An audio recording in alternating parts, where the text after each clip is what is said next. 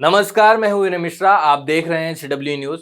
आज इस वीडियो में हम दो अलग अलग खबरों की बात करेंगे और समाज में व्याप्त पाखंडी मानसिकता को उजागर करेंगे।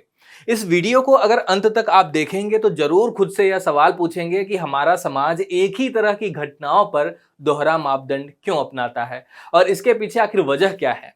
तो चलिए दोनों खबरों पर आते हैं। पहली खबर के बारे में मुझे लगता है कि आप लोग इसके बारे में कुछ न कुछ जरूर पढ़े होंगे, नहीं तो कहीं कोई एक वीडियो ही देखा होगा। खबर यह है कि उत्तर प्रदेश शिया वक्फ बोर्ड के पूर्व चेयरमैन वसीम रिजवी ने सोमवार को इस्लाम धर्म छोड़कर सनातन धर्म अपना लिया।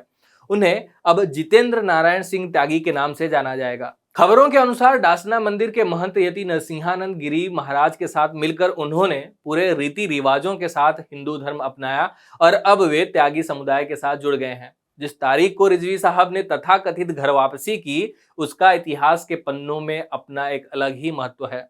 6 दिसंबर को ही बाबरी मस्जिद विध्वंस की बरसी होती है, यानी 29 साल पहले 6 दिसंबर 1992 को मस्जिद को ढहा दिया गया था। कई हिंदू कट्टरपंथी संगठन इस दिन को शौर्य दिवस के रूप में भी मनाते हैं। कहने को तो धर्म निजी व्यक्तिगत मसला होता है, लेकिन इस व्यक्तिगत फैसले को लेकर मीडिया में भरपूर कवरेज मिला। वसीम रिजवी ने सोमवार सुबह गाजियाबाद के डासना देवी मंदिर में सनातन धर्म अपना लिया। उन्होंने मंदिर में शिवलिंग पर दुग्धाभिषेक किया, साथ ही वैदिक मंत्रोच्चार और अनुष्ठानों के बाद विधिवत रूप से सनातन धर्म को स्वीकार कर लिया।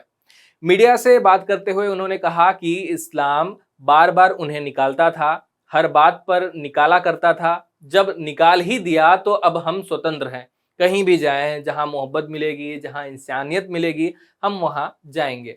हमने सनातन धर्म को इसलिए चुना कि यह दुनिया का सबसे पुराना धर्म है। हिंदू समाज के साथ जुल्म होता रहा है, मुस्लिम समाज के लोग करते रहे हैं, आज भी घर जलाने के ख्वाब देखे जा रहे हैं।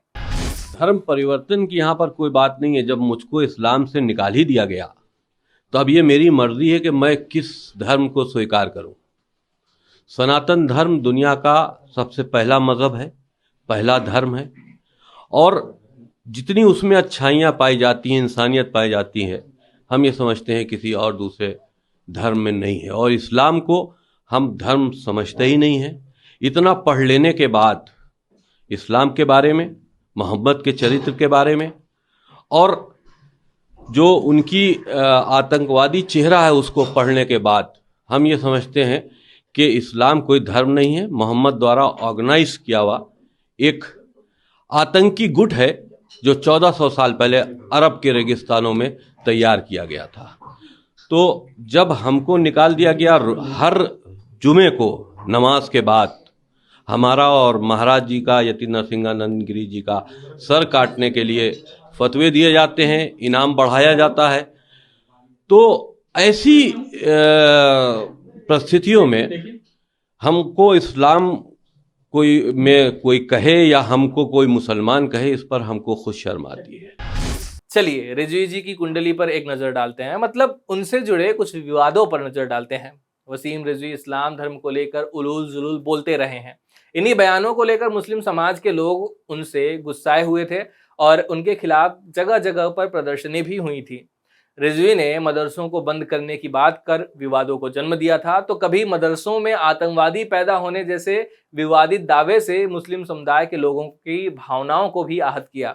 वहीं कुरान से 26 आयतों को हटाने को लेकर सुप्रीम कोर्ट में याचिका के बाद भी उनके खिलाफ काफी नाराजगी देखी गई थी।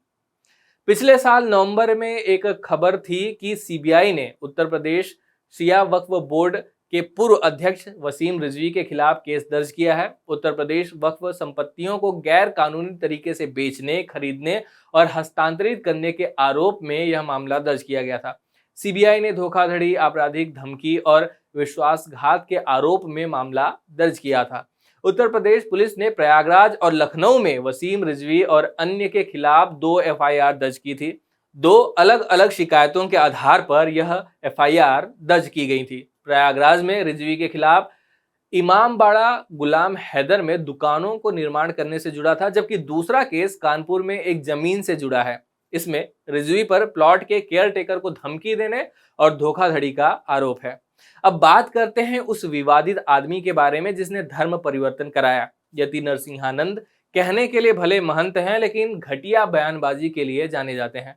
वे पहले समाजवादी पार्टी में भी थे, लेकिन आजकल हिंदुत्व के मसीहा बने हुए हैं और मुसलमानों के खिलाफ जहर उगलने का काम करते हैं। उनके मानने वालों पर भी मुसलमानों को टारगेट करने के आरोप लगते रहे हैं। मौजूदा सरकार में शिकायतों के बाद भी उनके खिलाफ कार्रवाई नहीं होती और कहा जाता है कि मौजूदा सरकार का संरक्षण उन्हें प्राप्त है। सोशल मीडिया पर कुछ लोग इस घटना के बाद फूले नहीं समा रहे हैं। कुछ लोग रिजवी के फैसले को साहसी बता रहे हैं। कुछ लोग इसलिए बहुत खुश थे क्योंकि इस काम के लिए उन्होंने बाबरी विध्वंस की बरसी का दिन ही चुना था।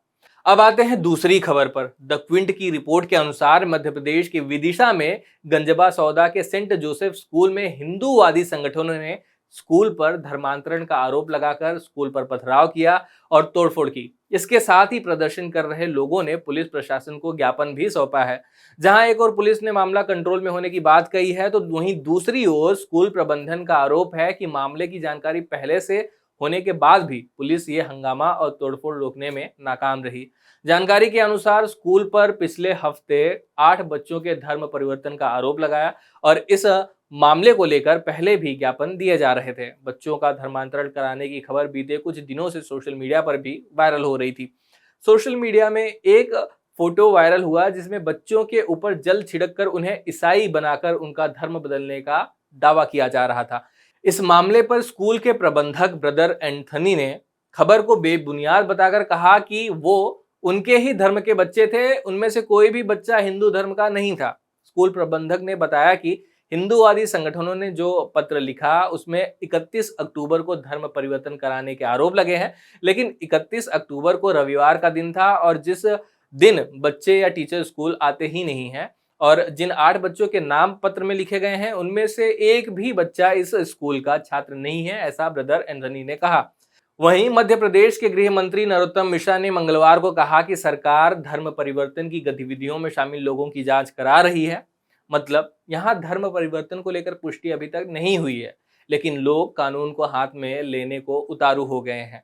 अब बात करते हैं समाज के दोहरे रवैये की। मैंने सोशल मीडिया पर एक पोस्ट पढ़ा। इस पोस्ट में जो तर्क था वह मुझे काफी हद तक उचित लगा।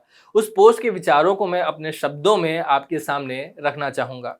एक मुस्लिम व्यक्ति को उसके समाज के धर्मगुरुओं ने धर्म से उसका निकाला कर दिया। ऐसा नहीं होना चाहिए था, क्योंकि किसी को भी धर्म से अलग करने का हक नहीं है। अगर वह व्यक्ति इस्लाम को मानता है और उसके कुछ पहलुओं को लेकर सवाल करता है तो वह उसका अधिकार है।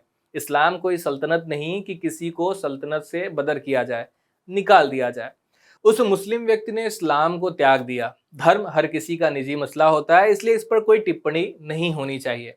हिंदुओं ने घर वापसी का तहे दिल से स्वागत किया। कुछ हिंदुओं ने तो उस व्यक्ति को अपनाने में जो उदारता दिखाई है वह भी काबिले तारीफ है। कुछ हिंदुओं ने तो जयकारे भी लगाए। अब यहाँ सवाल यह है कि जब कोई हिंदू इस्लाम या ईसाई धर्म स्वीकार करता है, धिक्कारा क्यों जाता है? क्यों ईसाई पुजारियों की पिटाई और हत्या तक होती है? उस समय ये उदारता कहाँ छिप जाती है? जिस तरह एक मुस्लिम को हिंदू धर्म स्वीकारने की आज़ादी है, वैसा ही खुलापन उनके लिए भी हो जो हिंदू धर्म से अलग हो दूसरा धर्म स्वीकारते हैं। तब लगेगा कि हम वाकई उदार हैं और निजी स्वतंत्रता के समर्थक हैं। यह वीडियो यहीं समाप्त होता है। नमस्कार।